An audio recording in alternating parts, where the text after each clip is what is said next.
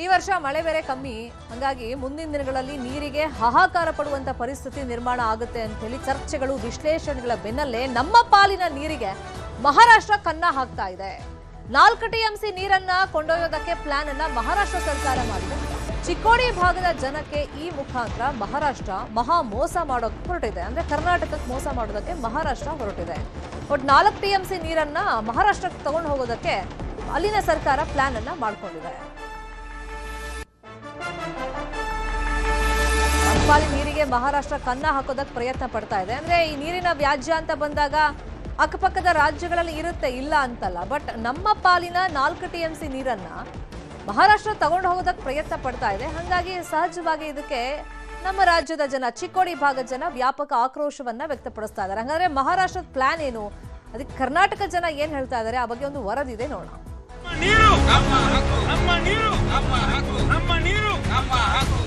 ಈ ಭಾಗದ ಹಿನ್ನೀರಿನ ನದಿಯನ್ನ ಎಲ್ಲಾನು ಮಹಾರಾಷ್ಟ್ರದ ಇಂಚಲಕರ್ಜಿ ನಗರಕ್ಕೆ ಹೋದ್ರ ನಮ್ಮ ನೀರಿನ ಪಾಲ ಯಾರು ಕೊಡೋರು?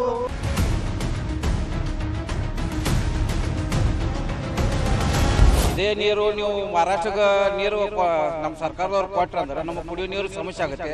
ಇದನ್ನ ರಾಧಾಕೃಷ್ಣ ಏನು ಯೋಜನೆ ಐತಿ, ಇದನ್ನ ಬಿಡಬೇಕು, ಕೈ ಬಿಡಬೇಕಂತ ಹೇಳಿ ನಾವು ಅದನ್ನ ಒತ್ತಾಯ ಮಾಡವ್ರ. ಮಹಾರಾಷ್ಟ್ರ ಸರ್ಕಾರ ಸದ್ದಿಲ್ಲದೆ ಯೋಜನೆಯೊಂದಕ್ಕೆ ಒಪ್ಪಿಗೆ ಕೊಟ್ಟಿದೆ.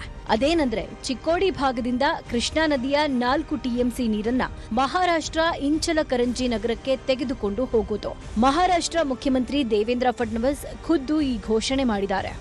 शिरोळ तालुक्यातील जुने दानवाड या ठिकाणी ही योजना आता आपण तयार करणार आहोत की आपल्या इचलकरंजी शहराकरता पिण्याच्या पाण्याकरता 2051 सालापर्यंत इचलकरंजीला जेवढं पाणी लागेल तेवढं पाणी शिरोळ तालुक्यातील जुने दानवाड इथल्या योजनेतनं देण्यात येईल. जेवढा निधी लागेल तो सगळा निधी राज्याचं सरकार या ठिकाणी देईल, हा विश्वास देखील मी आपल्याला देतो. ಕರ್ನಾಟಕದ ಎಕ್ಸಂಬ, ಕಲ್ಲೋಳ, ಚಂದೂರ ಗ್ರಾಮಗಳ ಮಧ್ಯೆ ಬರುವ ಕೃಷ್ಣಾ ಹಾಗೂ ದೂದ್ಗಂಗಾ ನದಿಗಳ ಸಂಗಮ ಕ್ಷೇತ್ರದ ಬಳಿ ಜಾಕ್ವೆಲ್ ನಿರ್ಮಾಣ ಮಾಡಿ ಅಲ್ಲಿಂದ ಈ ನೀರನ್ನ ತೆಗೆದುಕೊಂಡು ಹೋಗೋಕೆ ಯೋಜನೆ ಸಿದ್ಧವಾಗಿದೆ. 3 ಭಾಗದಲ್ಲಿ ಕರ್ನಾಟಕ ಹಾಗೂ 1 ಭಾಗದಲ್ಲಿ ಮಹಾರಾಷ್ಟ್ರದ ಗಡಿ ಇದೆ. ಅಲ್ಲದೆ ಈ ಸಂಗಮ ಕ್ಷೇತ್ರದಿಂದ 1 ಕಿಲೋಮೀಟರ್ ದೂರದಲ್ಲಿ ಕಲ್ಲೋಳ ಗ್ರಾಮದ ಬಳಿ ಕೃಷ್ಣಾ ನದಿಗೆ ಅಡ್ಡಲಾಗಿ ಕರ್ನಾಟಕದ ಬ್ಯಾರೇಜ್ ಕೂಡ ಇದೆ. ಬ್ಯಾರೇಜ್ ಇರೋ ಕಾರಣ ಇಲ್ಲಿ 1.5 TMC ನೀರು ಸಂಗ್ರಹವಾಗುತ್ತೆ. ಈ ನೀರು ಕರ್ನಾಟಕದ ಚಿಕ್ಕೋಡಿ ತಾಲೂಕಿನ 100 ಹೆಕ್ಟೇರ್ ಭೂಮಿ ಹಾಗೂ ಚಿಕ್ಕೋಡಿ ಪಟ್ಟಣ ಸೇರಿದಂತೆ 10ಕ್ಕೂ ಹೆಚ್ಚು ಹಳ್ಳಿಗಳಿಗೆ ಆಶ್ರಯವಾಗಿದೆ. ಆದ್ರೆ ಮಹಾರಾಷ್ಟ್ರ ಸರ್ಕಾರ ಇಲ್ಲಿಂದ ನೀರನ್ನ ತೆಗೆದುಕೊಂಡು ಹೋದ್ರೆ ನಮ್ ಕತೆ ಏನು ಅಂತಾರೆ ಚಿಕ್ಕೋಡಿ ಭಾಗದ ರೈತರು. ಈಗೇನು ಇಂಚಲಕರ್ಜಿ ನಗರಕ್ಕೆ ರಾಧಾಕೃಷ್ಣ ಯೋಜನೆಯಲ್ಲಿ, ಕುಡಿಯೋ ನೀರಿನ ಯೋಜನೆಯಲ್ಲಿ ಮೊನ್ನೆ ಮಹಾರಾಷ್ಟ್ರದ ಮುಖ್ಯಮಂತ್ರಿಗಳಾದಂಥ ದೇವೇಂದ್ರ ಫಡ್ನವೀಸ್ ಅವರು ಇಲ್ಲಿ ಇಂಚಲಕರ್ಜಿ ನಗರಕ್ಕೆ ಬಂದ ಘೋಷಣೆ ಮಾಡಿ ಹೋಗಿದ್ದಾರೆ. ಆದರೆ ಈ ಯೋಜನೆ ಅಂತಾರಾಜ್ಯ ನದಿ ನೀರು ಕಾನೂನನ್ನು ಉಲ್ಲಂಘನೆ ಮಾಡಿ ಅವರು ಏಕಪಕ್ಷೀಯವಾಗಿ ಈ ಯೋಜನೆಯನ್ನು ಜಾರಿಗೆ ತಂದಾರೆ. ಈ ಭಾಗದ ಹಿನ್ನೀರಿನ ನದಿಯನ್ನು ಎಲ್ಲಾನು ಮಹಾರಾಷ್ಟ್ರದ ಇಂಚಲಕರ್ಜಿ ನಗರಕ್ಕೆ ಹೋದ್ರೆ ನಮ್ಮ ಗಡಿ ಭಾಗದ ಮತ್ತು ನಮ್ಮ ನೀರು ನಮ್ಮ ಹಕ್ಕು, ನಮ್ಮ ನೀರಿನ ಪಾಲ ಯಾರು ಕೊಡೋರು? ರಾಧಾಕೃಷ್ಣ ನೀರಿನ ಯೋಜನೆ ಏನಮ್ಮ ಹಾಕಿದಾರಲ್ಲ, ಅವ್ರಿಗೆ ಅಲ್ಲೇ ಪಂಚಗಂಗಾ ನದಿ ಐತಿ ತೊಗೋಬೇಕಾಗಿತ್ತು. ಅದನ್ನು ಬಿಟ್ಟು ಇಲ್ಲಿ ಯಾಕೆ ಬಂದರು? ಇಲ್ಲಿ ಬರೋದ್ರಿಂದ ರೈತರ ದನಕರ ಆಗಲಿ, ಇಲ್ಲಿರ್ತಕ್ಕಂಥ ಮುಂದಿನ ಒಂದು 4-5 ತಾಲೂಕುಗಳಿಗೆ ಭಾಳ ಅಡಚಣೆ ಆಗ್ತೈತಿ. ಅಡಚಣೆ ಆಗೋದು ಕಾರಣ ಏನನ್ನ, ನೀರು ಬ್ಯಾಕ್ ವಾಟ್ರ್ ಇಲ್ಲಿ ಇರೋದ್ರಿಂದ ನಮ್ಮಲ್ಲಿ ಇರ್ತಕ್ಕಂಥ ಚಿಕ್ಕೋಡಿ ತಾಲೂಕಾಗಲಿ, ಕೆಲವೊಂದು ಹಳ್ಳಿಗಳಾಗಲಿ ಅವ್ರ ಮ್ಯಾಲೆ ಡಿಪೆಂಡ್ ಅದ. ಮತ್ತು ಅವ್ರ ಮ್ಯಾಲೆ ಡಿಪೆಂಡ್ ಇರೋದ್ರಿಂದ ನೀವು ರಾಧಾಕೃಷ್ಣ ಯೋಜನೆ ಇಲ್ಲಿ ಹಾಕಿರಂದ್ರೆ ನಮಗೆ ಭಾಳ ತ್ರಾಸ ಆಗ್ತೈತಿ. ಇನ್ನೊಂದು ವಿಷಯ ಅಂದ್ರೆ ಕರ್ನಾಟಕ ಸರ್ಕಾರಕ್ಕೆ ಯಾವುದೇ ಮಾಹಿತಿ ಕೊಡದೆ ಮಹಾರಾಷ್ಟ್ರ ಸರ್ಕಾರ ನೀರನ್ನ ಕೊಂಡೊಯ್ಯೋದ್ ಯಾಕೆ? ನಮ್ಮ ಸಿಎಂ DK ಶಿವಕುಮಾರ್ ಯಾಕೆ ಸುಮ್ನಿದ್ದಾರೆ? ಅಂತಾರಾಜ್ಯ ನೀರು ಹಂಚಿಕೆ ಒಪ್ಪಂದ ಪಾಲನೆ ಯಾಕೆ ಮಾಡ್ತಾ ಇಲ್ಲ ಅಂತ ಸ್ಥಳೀಯರು ಕಿಡಿಕಾರಿದ್ದಾರೆ. ಇದೇ ನೀರು ನೀವು ಮಹಾರಾಷ್ಟ್ರಕ್ಕೆ ನೀರು ನಮ್ಮ ಸರ್ಕಾರದವ್ರು ಕೊಟ್ರ ಅಂದ್ರೆ ನಮಗೆ ಕುಡಿಯೋ ನೀರು ಸಮಸ್ಯೆ ಆಗುತ್ತೆ. ಆಮೇಲೆ ರೈತರಿಗೂ ಕೂಡ ಸಮಸ್ಯೆ ಆಗುತ್ತೆ. ದನಕರಗಳಿಗೂ ನೀರು ಸಿಗೋದಿಲ್ಲ. ಮತ್ತು ಇದು ಬ್ಯಾಕ್ ವಾಟರ್ದಿಂದನೇ ನಮ್ಗೆ ಎಲ್ಲ ಚಿಕ್ಕೋಡಿ ನೀರು ಕುಡಿಯೋಕೆ ಬರ್ತಿದೆ. ಈಗಾಗಲೇ 5-6 ದಿವಸಿಗೆ ನೀರು ಬರ್ತಾಯಿದೆ. ಇದೇ ನೀರು ಅವರು ರಾಧಾಕೃಷ್ಣ ಯೋಜನೆಗೆ ಅವರು ನೀರು ಹೋಗ್ತಾರಂದ್ರೆ ನಮ್ಗೆ ಕುಡಿಯೋಕೆ ಭಾಳ ಸಮಸ್ಯೆ ಆಗ್ತಾಯಿದೆ. ಒಟ್ಟಿನಲ್ಲಿ ಸದ್ದಿಲ್ಲದೆ ಮಹಾರಾಷ್ಟ್ರ ಸರ್ಕಾರ ನಮ್ಮ ರಾಜ್ಯದ ಪಾಲಿನ ನೀರಿಗೆ ಕೈ ಹಾಕಿದೆ. ಕೂಡಲೇ ಸಿಎಂ DK ಶಿವಕುಮಾರ್ ಯೋಜನೆಗೆ ಬ್ರೇಕ್ ಹಾಕಿ ಚಿಕ್ಕೋಡಿ ಭಾಗದ ರೈತರ ಹಿತ ಕಾಪಾಡಬೇಕಾಗಿದೆ. ಲೋಹಿತ್ ಶಿರೋಳ, ನ್ಯೂಸ್ 18 ಚಿಕ್ಕೋಡಿ. ಇದೇ ವಿಷಯವಾಗಿ ಇನ್ನಷ್ಟು ಡೀಟೇಲ್ ಆಗಿ ಇನ್ಫಾರ್ಮೇಶನ್ ಕೊಡ್ತಾ ಹೋಗೋದಕ್ಕೆ ನೇರ ಸಂಪರ್ಕದಲ್ಲಿ ಕನೆಕ್ಟ್ ಆಗಿದ್ದಾರೆ ನಮ್ಮ ರಿಪೋರ್ಟರ್ ಲೋಹಿತ್. ಸದ್ದಿಲ್ಲದೆ ಮಹಾರಾಷ್ಟ್ರ 4 TMC ನೀರಿಗೆ ಕನ್ನ ಹಾಕ್ತಿದೆ ಅಂದ್ರೆ ನಮ್ಮ ರಾಜ್ಯ ಸುಮ್ಮನೆ ಕೂತ್ಕೊಳ್ಳೋಕೆ ಆಗಲ್ಲ. ಇಲ್ಲಿ ಅಂತಾರಾಜ್ಯ ನೀರಿನ ಕುರಿತಂತೆ ಒಂದಿಷ್ಟು ನೀತಿ ನಿಯಮಗಳಿರುತ್ತೆ, ಅದನ್ನ ಎರಡೂ ರಾಜ್ಯದವರು ತಪ್ಪದೇ ಪಾಲನೆ ಮಾಡಬೇಕಾಗತ್ತೆ. ನಮ್ಮ ರಾಜ್ಯ ಹಾಗಾದ್ರೆ ಯಾಕೆ ಸುಮ್ಮನಿದೆ ಈ ವಿಷಯವಾಗಿ? ಖಂಡಿತವಾಗ್ಲೂ ಶರ್ಮಿತಾ, ಏನಂತಂದ್ರೆ ಮಹಾರಾಷ್ಟ್ರ ಸರ್ಕಾರ ಸದ್ದಿಲ್ಲದೆ ಏನೊಂದು ಯೋಜನೆಗೆ ಕೈ ಹಾಕಿದೆ. ಈ ಒಂದು ಯೋಜನೆ ಅಕ್ಷರಶಃ ಚಿಕ್ಕೋಡಿ ಭಾಗದ ರೈತರಿಗೆ ಒಂದು ರೀತಿ ಮರಣ ಶಾಸನದ ರೀತಿಯಾಗಿ ಈಗ ಗೋಚರಿಸ್ತಾ ಇದೆ. ಯಾಕಂತಂದ್ರೆ ಬರೋಬ್ಬರಿ 4 TMC ನೀರನ್ನ ಮಹಾರಾಷ್ಟ್ರದ ಇಚಲಕರಂಜಿ ನಗರಕ್ಕೆ ತೆಗೆದುಕೊಂಡು ಹೋಗೋದಕ್ಕೆ ಈಗಾಗಲೇ ಈ ಯೋಜನೆಗೆ ಸ್ವತಃ ಮುಖ್ಯಮಂತ್ರಿಗಳೇ ಒಂದು ಏನಂತಂದ್ರೆ ಚಾಲನೆಯನ್ನು ಕೊಟ್ಟಿರ್ತಕ್ಕಂಥದ್ದು. ಪ್ರಮುಖವಾಗಿ ನಾವು ನೋಡೋದಾದ್ರೆ ಏನು ಇವತ್ತು ಕರ್ನಾಟಕ ಮತ್ತೆ ಮಹಾರಾಷ್ಟ್ರ ಗಡಿಗೆ ಹೊಂದ್ಕೊಂಡಿರ್ತಕ್ಕಂಥ ಒಂದು ಕಡೆ ಕರ್ನಾಟಕದ 3 ಹಳ್ಳಿಗಳು ಬರ್ತವೆ, ಇನ್ನೊಂದು ಭಾಗದಲ್ಲಿ ಮಹಾರಾಷ್ಟ್ರದ ಹಳೆ ದತ್ವಾಡ ಅನ್ನುವಂಥ ಊರು ಬರುತ್ತೆ. ಆ ಹಳೆ ದತ್ವಾಡ ಮೂಲಕ ಈ ಒಂದು ಕೃಷ್ಣಾ ನದಿ ನೀರನ್ನ ದೂರದ 30 ಕಿಲೋಮೀಟರ್ ದೂರದಲ್ಲಿ ಇವತ್ತು ತೆಗೆದುಕೊಂಡು ಹೋಗೋದಕ್ಕೆ ಇವತ್ತು ಸರ್ಕಾರ ಪ್ಲಾನ್ ಮಾಡಿರ್ತಕ್ಕಂಥದ್ದು. ಈಗಾಗಲೇ ಇಚಲಕರಂಜಿ ನಗರದ ಪಕ್ಕದಲ್ಲೇ ಸುಮಾರು 500 ಮೀಟರ್ ಕೂಡ ಆಗಲ್ಲ ಅಷ್ಟು ಅಂತರದಲ್ಲೇ ಒಂದು ಈಗ ಪಂಚಗಂಗಾ ನದಿ ಹರಿಯುತ್ತೆ. ಬಟ್ ಆ ಒಂದು ನೀರನ್ನ ಉಪಯೋಗ ಮಾಡದೆ ಇವರು ಕರ್ನಾಟಕದ ಗಡಿಯಿಂದ ನೀರು ತೆಗೆದುಕೊಂಡು ಹೋಗೋದಕ್ಕೆ ಪ್ಲಾನ್ ಮಾಡಿದ್ದಾರೆ. ಸೊ ಇಲ್ಲಿ ವ್ಯವಸ್ಥಿತವಾಗಿ ಪ್ಲಾನ್ ಯಾವ ರೀತಿ ಇದೆ ಅಂತಂದ್ರೆ, ಈಗಾಗಲೇ ಏನ್ ಇವರು ಯೋಜನೆ ಮಾಡೋಕೆ ತಯಾರಿ ಮಾಡಿದ್ದಾರೆ, ಇದು ಒಂದು ಸಂಗಮ ಕ್ಷೇತ್ರ ಆಗಿರ್ತಕ್ಕಂಥದ್ದು. ಮಹಾರಾಷ್ಟ್ರದಿಂದ ಬರ್ತಕ್ಕಂಥ ದೂದ್ಗಂಗಾ ಹಾಗೆ ಕೃಷ್ಣಾ ನದಿಗಳು ಎರಡೂ ಕೂಡ ಅಲ್ಲಿ ಕೂಡ್ಕೊಂಡು ಅಲ್ಲಿ ಒಂದು ಸಂಗಮ ಕ್ರಿಯೇಟ್ ಆಗುತ್ತೆ. ಅಲ್ಲಿ ಸಾಕಷ್ಟು ಪ್ರಮಾಣದಲ್ಲಿ ನೀರು ನಿಂತಿರುತ್ತೆ. ಆ ಎಲ್ಲಾ ನೀರು ಕೂಡ ಏನಂತಂದ್ರೆ ಕರ್ನಾಟಕ ಪಾಲಿನ ನೀರಾಗಿರ್ತಕ್ಕಂಥದ್ದು. ಕಲ್ಲೋಳ ಗ್ರಾಮದಲ್ಲಿ ಈಗಾಗಲೇ ಒಂದು ಬ್ರಿಡ್ಜ್ ಕಮ್ ಬ್ಯಾರೇಜ್ ಅನ್ನ ಕಟ್ಟಿದ್ದಾರೆ. ಬೇಸಿಗೆ ಸಂದರ್ಭದಲ್ಲಿ ಆ ಒಂದು ಬ್ಯಾರೇಜ್ ಅನ್ನ ಬಂದ್ ಮಾಡಿದಂತ ಸಂದರ್ಭದಲ್ಲಿ ಬಹುತೇಕ 1.5-2 TMC ವರೆಗೂ ಕೂಡ ಬ್ಯಾಕ್ ವಾಟರ್ ನಿಂತ್ಕೊಳ್ಳುತ್ತೆ. ಆ ಒಂದು ಬ್ಯಾಕ್ ವಾಟರ್ಗೆ ಇವರು ಪ್ಲಾನ್ ಮಾಡ್ಕೊಂಡು ಇವತ್ತು ಯೋಜನೆಯನ್ನ ರೂಪಿಸ್ಕೊಟ್ಟಿರ್ತಕ್ಕಂಥದ್ದು. ಈಗಾಗಲೇ ನಾವು ನೋಡೋದಾದ್ರೆ ಅದೇ ಒಂದು ಬ್ಯಾಕ್ ವಾಟರ್ ನಂಬಿಕೊಂಡು ಚಿಕ್ಕೋಡಿ ನಗರ ಆಗಿರ್ಬೋದು, ಚಿಕ್ಕೋಡಿ ತಾಲೂಕಿನಲ್ಲಿ ಬರ್ತಕ್ಕಂಥ ಸುಮಾರು 10ಕ್ಕೂ ಹೆಚ್ಚು ಹಳ್ಳಿಗಳಿಗೆ ಇವತ್ತು ಅದೇ ನೀರನ್ನ ಪೂರೈಕೆ ಮಾಡಲಾಗುತ್ತೆ. ಸೊ ಹಾಗಾಗಿ ಈಗ ಮಹಾರಾಷ್ಟ್ರದವರೇ ಆ ಒಂದು ನೀರನ್ನ ಉಪಯೋಗ ಮಾಡಕ್ ಶುರು ಮಾಡಿದ್ರೆ ಕರ್ನಾಟಕದ ಪಾಲಿನ ನೀರನ್ನ ಅವರಿಗೆ ನಾವು ಬಿಟ್ಕೊಟ್ಟಂಗಾಗತ್ತೆ. ಸೊ ಆ ನಿಟ್ಟಿನಲ್ಲಿ ಇವತ್ತು ರೈತರು ಸಾಕಷ್ಟು ಕೆರಳುವಂಥದ್ದು. ಯಾಕಂತಂದ್ರೆ ಈಗಾಗಲೇ ಇವತ್ತು ಸರ್ಕಾರ ಯೋಜನೆಯನ್ನ ಘೋಷಣೆ ಮಾಡಿದೆ, ಆದ್ರೆ ಕರ್ನಾಟಕ ಸರ್ಕಾರಕ್ಕೆ ಈ ಬಗ್ಗೆ ಮಾಹಿತಿ ಇದೆಯೋ ಗೊತ್ತಿಲ್ಲ. ಈಗಾಗಲೇ ಇಲ್ಲಿನ ರೈತರು, ಇಲ್ಲಿನ ಕನ್ನಡ ಪರ ಹೋರಾಟಗಾರರು, ಜಿಲ್ಲಾಧಿಕಾರಿಗಳಾಗಿರ್ಬೋದು, ಜಿಲ್ಲಾ ಉಸ್ತುವಾರಿ ಸಚಿವರಾಗಿರ್ಬೋದು, ಸರ್ಕಾರಕ್ಕೂ ಕೂಡ ಈ ಒಂದು ವಿಷಯವನ್ನ ಮುಟ್ಟಿಸಿರ್ತಕ್ಕಂಥದ್ದು. ಒಂದು ವೇಳೆ ಸರ್ಕಾರ ಇವತ್ತು ಕಣ್ಮುಚ್ಚಿ ಕೂತ್ಕೊಂಡ್ರೆ ಖಂಡಿತವಾಗಲೂ ಈ ಒಂದು ಭಾಗದ ರೈತರಿಗೆ ಸಾಕಷ್ಟು ದೊಡ್ಡ ಮಟ್ಟದ ಅನ್ಯಾಯ ಆಗೋದ್ರಲ್ಲಿ ತಪ್ಪಿಲ್ಲ. ಯಾಕಂತಂದ್ರೆ ಈಗಾಗಲೇ ಅಂತಾರಾಜ್ಯ ನೀರು ಹಂಚಿಕೆ ಗಡಿ ಕಾನೂನುಗಳಿದಾವೆ. ಆ ಒಂದು ಕಾನೂನಿನಡಿ ಕೂಡ್ಲೆ ಏನಂತಂದ್ರೆ ಈ ಒಂದು ಯೋಜನೆಗೆ ಬ್ರೇಕ್ ಹಾಕೋದ್ರ ನಿಟ್ಟಿನಲ್ಲಿ ಇವತ್ತು ಕರ್ನಾಟಕ ಸರ್ಕಾರ ಮುಂದಾಗಬೇಕಾಗತ್ತೆ. ಯಾಕಂದ್ರೆ ಇದು ಸರ್ಕಾರ ಮಟ್ಟದಲ್ಲಿ ಆಗ್ಬೇಕಾಗಿರ್ತಕ್ಕಂಥ ಕೆಲಸ ಆಗಿರೋದ್ರಿಂದ ಕೂಡ್ಲೆ ಸರ್ಕಾರ ಎಚ್ಚೆತ್ಕೊಂಡು ಈ ಒಂದು ಯೋಜನೆಗೆ ಬ್ರೇಕ್ ಹಾಕಿದ್ರೆ ಈ ಒಂದು ಭಾಗದ ಜನರಿಗೆ ಏನಂತಂದ್ರೆ ಉಸಿರು ಬಿಡೋದಕ್ಕೆ ಸಾಧ್ಯ ಆಗತ್ತೆ. ಇಲ್ಲವಾದಲ್ಲಿ ಏನಾದ್ರೂ ಸರ್ಕಾರ ನಿಷ್ಕಾಳಜಿತನ ತೋರಿಸಿದ್ರೆ ಖಂಡಿತವಾಗ್ಲೂ ಚಿಕ್ಕೋಡಿ ಭಾಗದಲ್ಲಿ ಮುಂದಿನ ದಿನಮಾನಗಳಲ್ಲಿ ಕುಡಿಯೋ ನೀರಿಗೂ ಕೂಡ ಹಾಹಾಕಾರ ಶುರು ಆಗುತ್ತೆ. ಯಾಕಂತಂದ್ರೆ ಸಾಮಾನ್ಯವಾಗಿ ಜುಲೈ ಆಗಸ್ಟ್ ಅಲ್ಲಿ ಸಾಕಷ್ಟು ಮಳೆ ಆಗುತ್ತಲ್ಲ, ಆ ಒಂದು ಸಂದರ್ಭದಲ್ಲಿ ನೀರಿರುತ್ತೆ. ಆದ್ರೆ ಮುಂದೆ ಬರ್ತಾ ಬರ್ತಾ ಕ್ರಮೇಣವಾಗಿ ಡಿಸೆಂಬರ್ ಶುರು ಆಗ್ತಾ ಇದ್ದಂತೆ ನೀರುಗಳು ಸಂಪೂರ್ಣವಾಗಿ ಖಾಲಿ ಆಗುವಂತ ಸಂದರ್ಭದಲ್ಲಿ ಮಾರ್ಚ್, ಏಪ್ರಿಲ್, ಮೇ ತಿಂಗಳಲ್ಲಿ ಸಂಪೂರ್ಣವಾಗಿ ಕೃಷ್ಣಾ ನದಿ ಬತ್ತಿ ಹೋಗಿರುತ್ತೆ. ಆ ಒಂದು ಸಂದರ್ಭದಲ್ಲೂ ಕೂಡ ಆ ಒಂದು ಭಾಗದಲ್ಲಿ ಏನಿವತ್ತು ಯೋಜನೆ ಮಾಡೋದು ಕೊಟ್ಟಿದ್ದಾರೆ, ಆ ಕಲ್ಲೋಳ್ ಹಿಂಭಾಗದಲ್ಲಿ ಅದೆಲ್ಲವೂ ಕೂಡ ಏನಂತಂದ್ರೆ ತುಂಬಿಕೊಂಡಿರುತ್ತೆ. ಯಾಕಂದ್ರೆ ಬ್ಯಾರೇಜ್ ಇರೋದ್ರಿಂದ ಅಲ್ಲಿ ನೀರನ್ನ ಸ್ಟಾಕ್ ಮಾಡಿ ಅದು ನಮ್ಮ ರಾಜ್ಯಕ್ಕೆ ಕುಡಿಯೋದಕ್ಕೆ ಅನುಕೂಲ ಆಗ್ಲಿ ಅನ್ನೋ ನಿಟ್ಟಿನಲ್ಲಿ ಅಲ್ಲಿ ನೀರನ್ನ ಸ್ಟಾಕ್ ಮಾಡ್ಕೊಂಡಿರ್ತಾರೆ.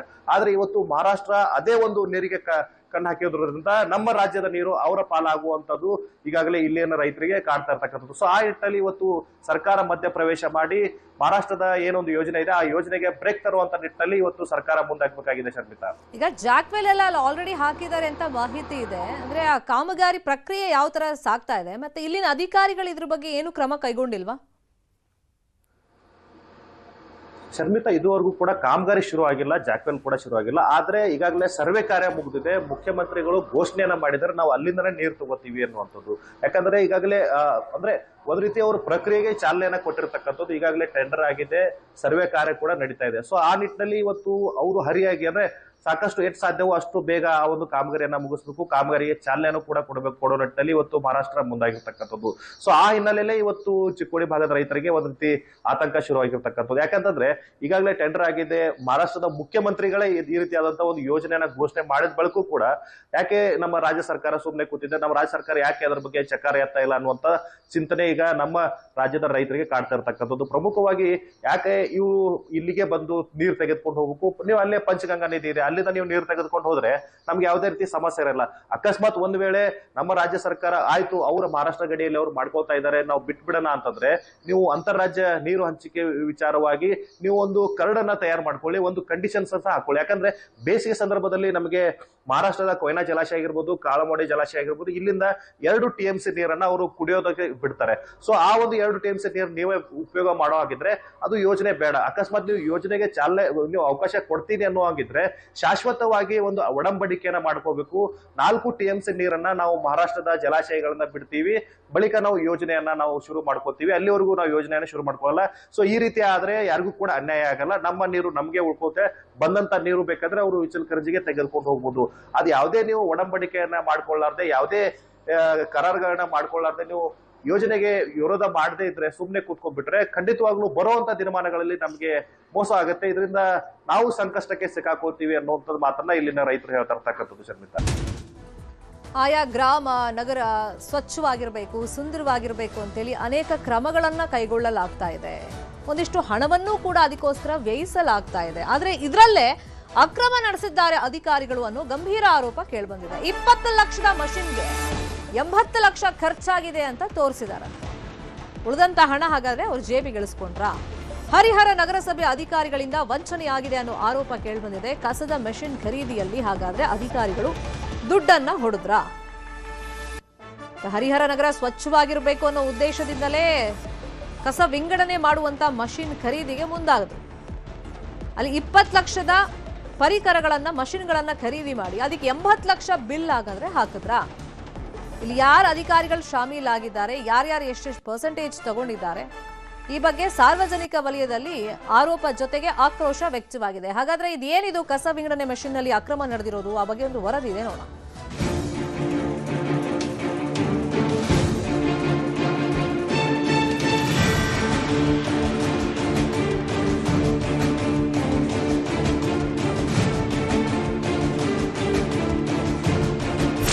ಯಾರು ನೋಡಿದ್ರೆ ನಗ್ತಾರೆ.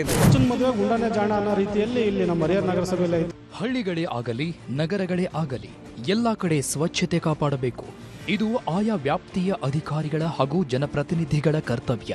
ಆದರೆ ಅಧಿಕಾರಿಗಳ ದುರಾಸೆಗೆ ಸರ್ಕಾರದ ಮಹತ್ವಾಕಾಂಕ್ಷೆಯ ಯೋಜನೆಗಳು ಹಳ್ಳ ಹಿಡಿಯುತ್ತಿವೆ. ಇದೀಗ ಅದಕ್ಕೆ ಕೈಗನ್ನಡಿಯಂತಿದೆ ದಾವಣಗೆರೆ ಜಿಲ್ಲೆಯ ಹರಿಹರ ನಗರಸಭೆ.